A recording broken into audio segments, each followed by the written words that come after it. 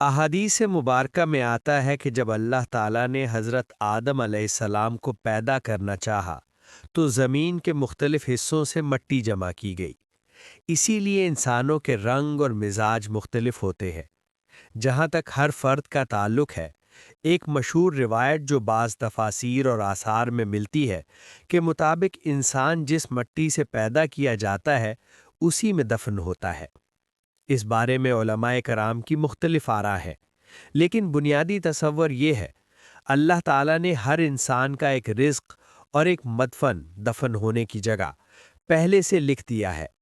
اگر کسی کی موت سمندر میں لکھی ہے تو اس کے خمیر پیدائش کا مادہ میں اس مقام کی مٹی شامل ہوتی ہے۔ یہ یاد رہے کہ سمندر کے نیچے بھی مٹی اور زمین ہی ہے۔ اگر کوئی شخص ڈوب کر مرتا ہے اور اس کا جسم نہیں ملتا، تب بھی وہ زمین کے اسی حصے کا رزق بنتا ہے جو سمندر کی تہہ میں ہے۔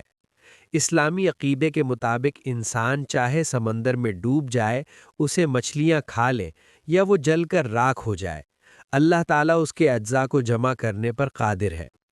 قبر سے مراد صرف وہ گڑھا نہیں جو زمین میں کھودا جاتا ہے، بلکہ قبر ایک حالت کا نام ہے جسے برزخ کہتے ہیں۔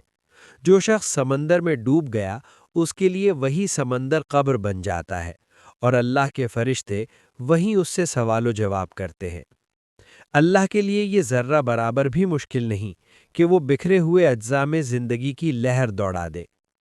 قرآن پاک میں ارشاد ہے، منہا خلقناکم وفیہا نعیدکم ومنہا نخرجکم تارۃ اخری۔